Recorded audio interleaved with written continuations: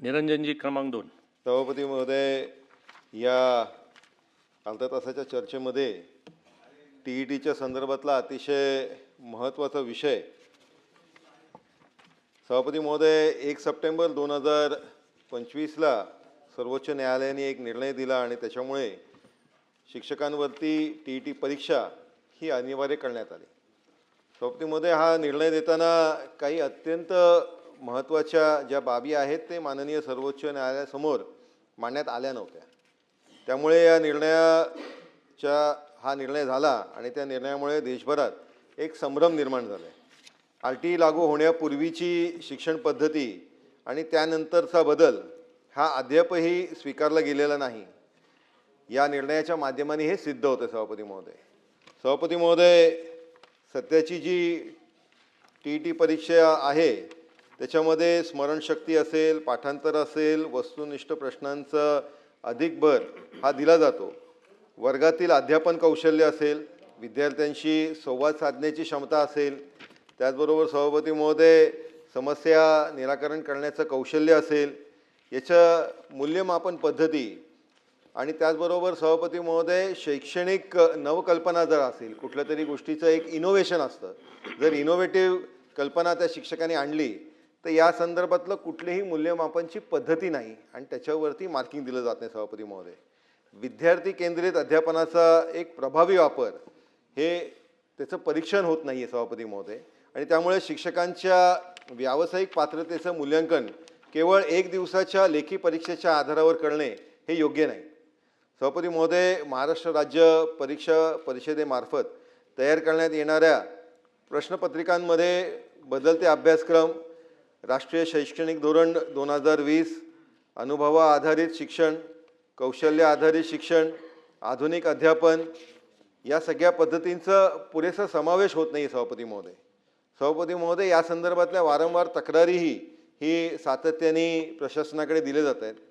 राष्ट्रीय शैक्षणिक धोरणाच्या अनुसार शिक्षकांसाठी दरवर्षी 50 तासांची सातत्यपूर्ण म्हणजेच कंटिन्युअस प्रोफेशनल डेव्हलपमेंट, सातत्यपूर्ण व्यावसायिक प्रशिक्षण हे अनिवार्य करण्यात आले आहे.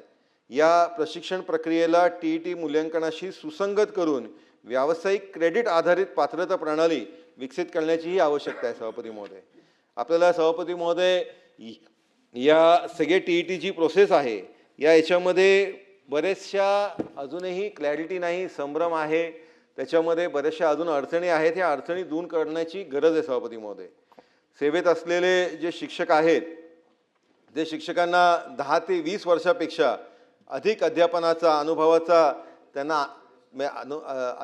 अनुभव आहे तो विचारात कुठेही घेतला जात नाही आहे. सभापती महोदय, शिक्षकांनी राबवलेले शैक्षणिक उपक्रम आहेत ते कुठेही विचारात घेतले नाही जाते. सभापती महोदय, परीक्षेतील प्रश्न, प्रत्यक्ष शालेय अध्यापन यामध्ये मोठी विसंगती आहे. त्याच्यामुळे टीईटी देऊन आणि त्यांनी शिक्षणामध्ये अध्यापन अतिशय चांगल्या पद्धतीत केले, ज्यांनी इनोव्हेटिव्ह आयडिया दिलेत ते कुठेही आपण ग्राह्य धरलं जात नाही आहे. सभापती महोदय, विद्यार्थी केंद्रित शिक्षण, अनुभव आधारित शिक्षण, समावेशक शिक्षण आणि कौशल्य आधारित अध्यापनाचे मूल्यांकन या इकडे कुठेच होत नाही आहे. बदलत्या शैक्षणिक धोरणाशी सुसंगतता याच्यामध्ये या टीईटीच्या परीक्षेच्या माध्यमाने अभाव जाणवतो. सभापती महोदय, आपली जी नवीन राष्ट्रीय शैक्षणिक धोरण आहे, आपली NEP आहे, त्यानुसार कौशल्य आधारित, विद्यार्थी केंद्रित आणि अनुभव आधारित शिक्षणावर भर दिला आहे.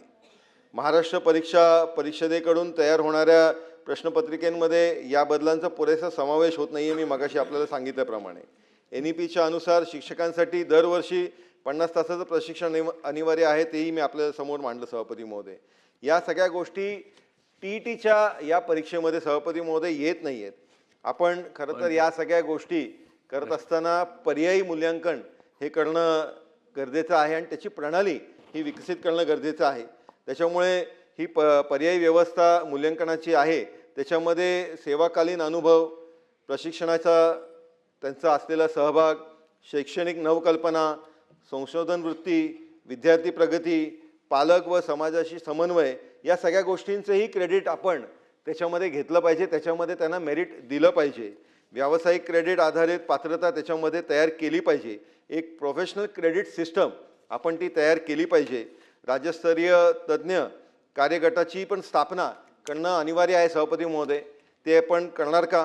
कारण त्याच्यामध्ये जर ही गटाची स्थापना करण्याच्या त्याच्यामध्ये शिक्षणतज्ज्ञ, शिक्षक प्रतिनिधी, शिक्षक संघटना, संशोधनच्या करणाऱ्या संस्था असतील, शिक्षण विभागाचे अधिकारी असतील, या सगळ्या गोष्टींचं एकत्रित एक तज्ज्ञ गट आपण तयार करणं गरजेचं आहे.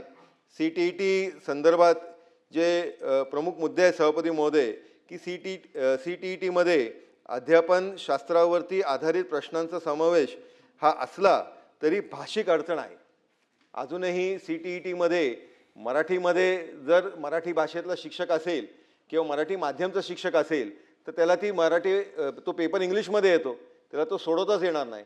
आज सकाळी प्रश्नोत्तराचा तास जो सुरू झाला तो मराठी भाषेवरती झाला आणि अतिशय समर्पक उत्तर असं माननीय मंत्री महोदयांनी, उदयजी सामंत यांनी दिलं. तर त्या मराठी भाषेचा आपण ज्यावेळेस उदो करतोय त्यावेळेस CTETचा पेपर पण मराठीमध्ये आला पाहिजे. या संदर्भातली भूमिका आपण काय करणार? आणि त्याच्यामुळे सभापती महोदय, या अनेक अडचणी आहेत. या अनेक अडचणीवरती मात करण्याच्या दृष्टिकोनाने काही स्पेसिफिक असे 9 प्रश्न आहेत, त्याच्याबद्दलचं शासनाने क्लॅरिटी देणं गरजेचं आहे. लक्षात नाही राहणार त्यांच्या, लेखी द्या. आता एक दोन मी 9 प्रश्न एकसाथच विचारतो, एका दमात विचारतो आणि मला पूर्ण विश्वास आहे की मंत्री महोदय हे 12 प्रश्न आहेत, त्याच्यामधले 9 प्रश्न विचारतो. वेळ नका. सभापती महोदय, ठीक आहे ताई, त्यांना विचारा, जेवढे शक्य होतील तेवढ्याची उत्तर देईल. पटापट. TET अध्यापन प्रात्यक्षिक म्हणजे टीचिंग डेमॉन्स्ट्रेशन व पोर्टफोलिओ मूल्यांकनाचा समावेश आपण करणार का? NEP 2020ची सुसंगत प्रश्नपत्रिका तयार करणार का? वार्षिक 50 तास प्रशिक्षणासाठी जोडलेले व्यावसायिक क्रेडिट प्रणाली ही लागू करणार का? राज्यस्तरीय तज्ज्ञ समिती ही तातडीने आपण स्थापन करणार का? मराठी आपल्या राज्यामध्ये मराठी म्हणून मराठीमध्ये आपण आपल्या प्रादेशिक भाषांमध्ये CTET उपलब्ध करण्यासाठी केंद्र शासनाकडे प्रस्ताव पाठवणार का? त्याचबरोबर सभापती महोदय, 2013 पूर्वीची जी नियुक्त्या आहेत त्या नियुक्त्या देण्यासाठी आपण केंद्र सरकारकडे प्रस्ताव पाठवणार का? यापूर्वी पण सभापती महोदय आपण शासन म्हणून अशा सूट देण्याच्या संदर्भातला प्रस्ताव हा केंद्राकडे पाठवला आहे. तर तसाच 2000 पूर्वीचे ज्यांचे नियुक्त्या आहेत त्यांना सूट देण्यासंदर्भातला प्रस्ताव आपण केंद्र शासनाकडे पाठवावा.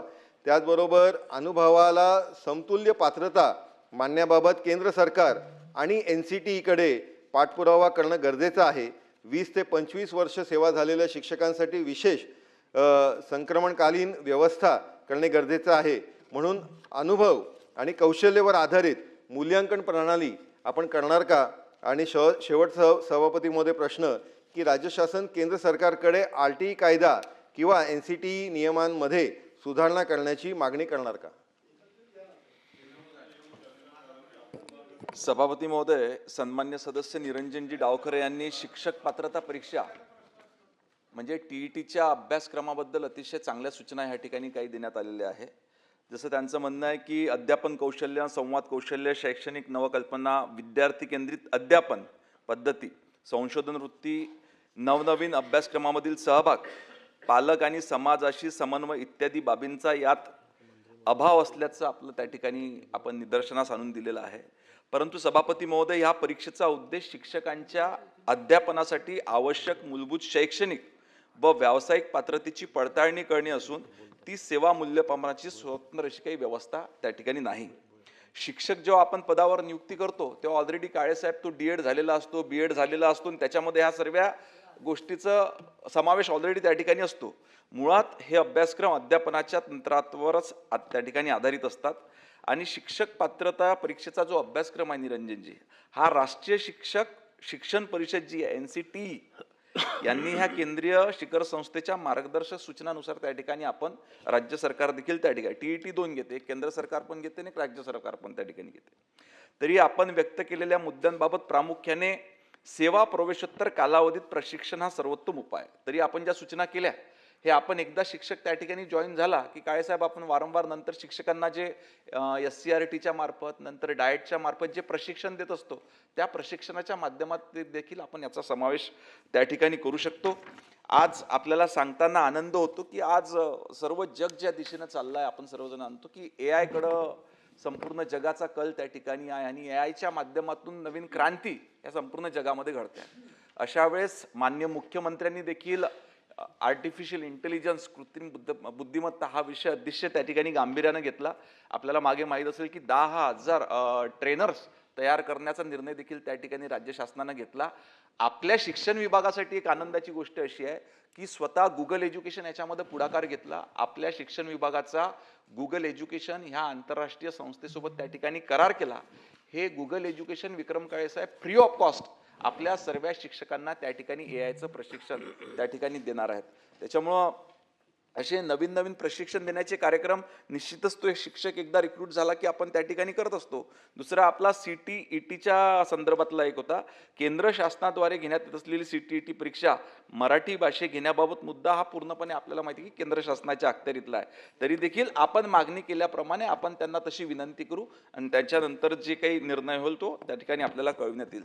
राहिलं आपण उपस्थित केलेले 9 प्रश्न 9 प्रश्नांची नोंद त्या ठिकाणी घेण्यात आलेली आहे आणि सकारात्मक विचार त्याच्यावर करण्यात येईल.